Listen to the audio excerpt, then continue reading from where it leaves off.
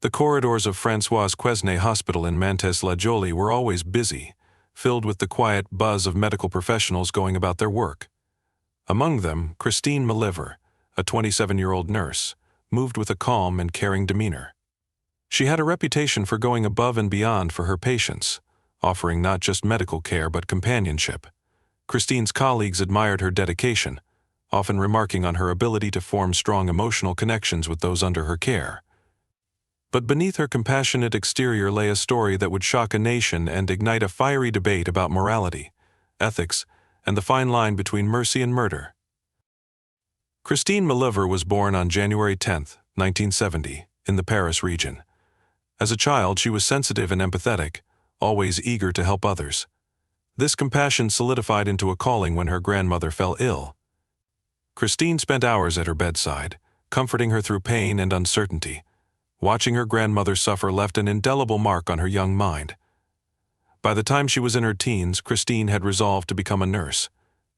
She wanted to be the one to alleviate suffering, to provide comfort where others felt helpless. In the early 1990s, Christin's dream became reality. She trained as a nurse and secured a position at Françoise Hospital. Her supervisors praised her professionalism, and her patients often expressed gratitude for her attentiveness. Christin didn't just treat ailments, she listened to fears, shared in pain, and offered solace. For her, nursing was not just a job, it was a mission. But Christin's deep empathy, coupled with her personal struggles, would prove to be a dangerous combination. Outside of work, her life was solitary and uneventful. She longed for connection and a sense of purpose that extended beyond the hospital walls. This yearning for significance, combined with the constant exposure to death and suffering, created a volatile psychological environment. It was during a late-night shift in 1997 that Christin made a decision that would change her life and end another's. She was caring for a terminally ill cancer patient, a man in his 70s whose body had been ravaged by disease. His pain was relentless, even with the strongest medications available. Christin later claimed that he had begged her to end his suffering, his voice weak but resolute as he expressed his desire to die with dignity.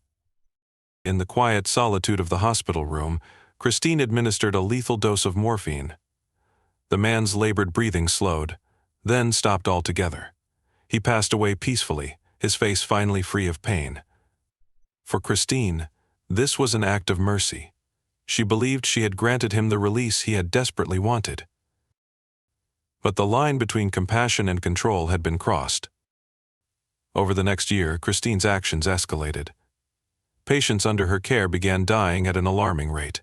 They were often terminally ill, suffering from diseases that offered no hope of recovery. Christin would later admit to hastening the deaths of at least 30 patients, though she insisted her motives were pure. Each time, she claimed, the patients had expressed a desire to die, and she was merely honoring their wishes. The medical staff at Françoise Quesnay Hospital started to take notice. Although the deaths were initially attributed to natural causes, whispers of suspicion began to circulate. Some nurses noted that patients who seemed stable would suddenly deteriorate when Christin was on duty. Others remarked on her unusual behavior, how she seemed overly involved with patients nearing the end of life, spending hours at their bedsides. By 1998, the hospital administration had launched an internal investigation. The findings were troubling. Christin's patients were dying at a rate significantly higher than those in other wards. The discrepancies could no longer be ignored. Authorities were alerted, and Christin was placed under scrutiny. When police questioned her, Christin initially denied any wrongdoing. She maintained that the deaths were natural and unavoidable, given the patient's conditions. But as investigators delved deeper, inconsistencies in her accounts began to surface. Medical records revealed a pattern: patients who had been improving would suddenly receive high doses of sedatives or painkillers shortly before their deaths. Under pressure, Christin confessed. She admitted to administering lethal doses of medication to multiple patients, but she vehemently denied any malicious intent.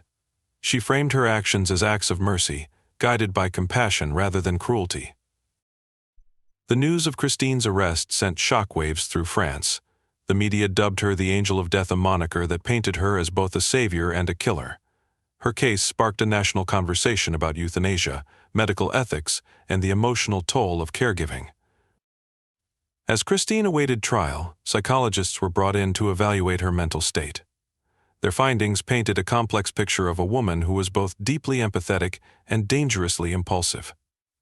Christine had an intense fear of abandonment, which likely stemmed from her isolated upbringing and lack of close personal relationships.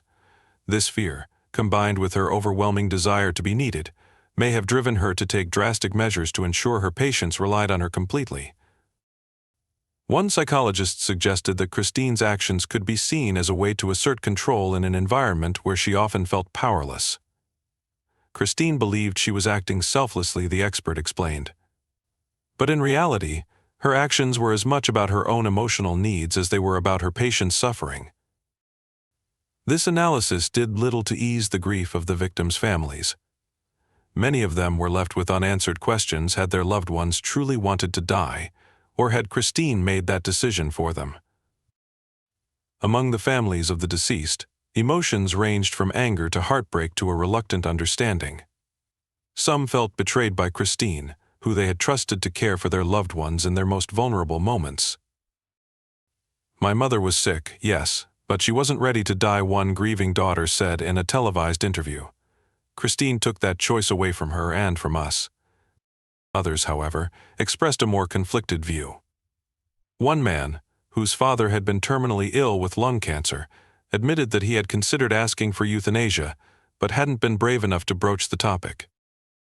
"Maybe Christine gave him the peace I couldn't," he said. "I hate what she did, but part of me wonders if it was the right thing." Christine's trial began in 2003, drawing intense media coverage.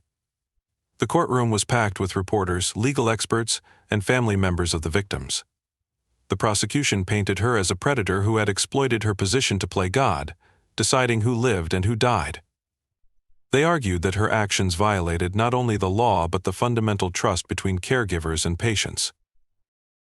The defense, however, focused on Christine's humanity.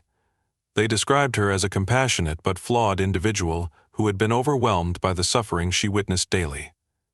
Her lawyers emphasized the lack of clear guidelines for end-of-life care, arguing that Christine had been left to navigate an ethical gray area on her own. Christine herself was both defiant and remorseful. She spoke of the emotional toll of her work and the helplessness she felt when medical interventions failed to ease her patients' pain. "I never wanted to hurt anyone," she said through tears. "I only wanted to help." But her testimony did little to sway the public. For many, the idea of a nurse taking it upon herself to end lives was unforgivable, regardless of her intentions. After weeks of deliberation, Christine was found guilty of multiple counts of murder. She was sentenced to 10 years in prison, a verdict that left the courtroom divided. Some felt the sentence was too lenient, arguing that Christine had escaped true accountability for her actions. Others believed it was a fair punishment for a woman who, despite her crimes, had acted out of compassion rather than malice. Christine served her sentence quietly, avoiding the media spotlight. When she was released in 2007, she returned to a life of anonymity. But her case continued to resonate, sparking debates about euthanasia, medical ethics, and the responsibilities of caregivers. In the years following Christine's trial, France introduced new legislation aimed at addressing end-of-life care.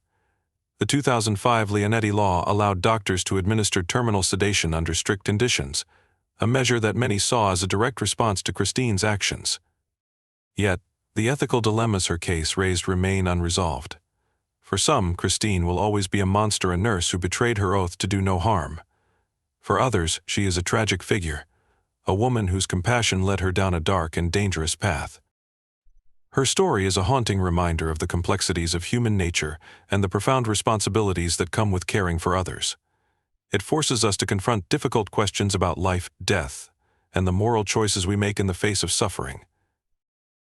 Christine Malèvre's legacy is one of pain and ambiguity. Whether she was a savior, a killer, or something in between, one thing is certain: her story will continue to provoke debate and reflection for years to come. The trial of Christine Malèvre did not merely end with her sentencing, it reverberated through the fabric of French society. In medical schools and hospitals, her name became a symbol of what could go wrong when ethical boundaries are blurred. Seminars and workshops were held to educate healthcare professionals about the importance of transparency, accountability, and seeking support when overwhelmed. For her former colleagues at Françoise Hospital, the scandal left a permanent stain. The staff grappled with feelings of guilt and betrayal, questioning how they had missed the signs of Christine's escalating actions. Some admitted to a sense of denial, dismissing the patterns as coincidences or misinterpreting her behavior as extraordinary dedication. One nurse who had worked closely with Christine shared her perspective in an interview years later.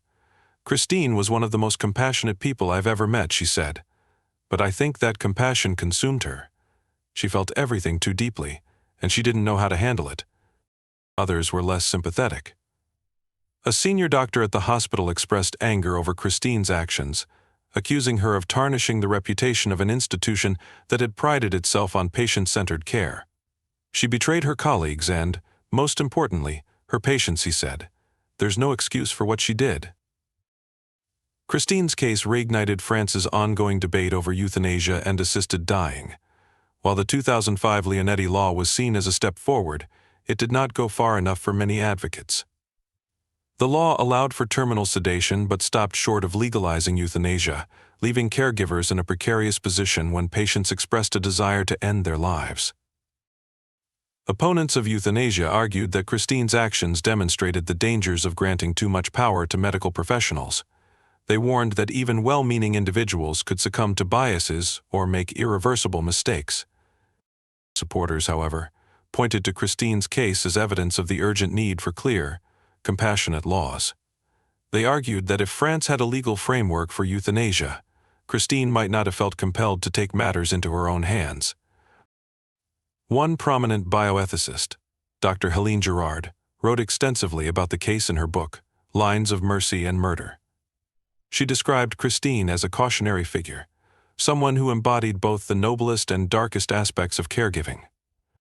Christine Malèvre was a product of a broken system, Girard wrote.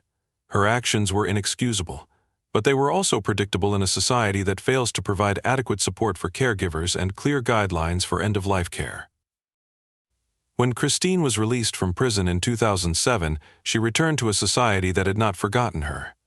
The media frenzy surrounding her case had died down, but her name still evoked strong emotions. She moved to a small town in northern France, where she lived a quiet, reclusive life.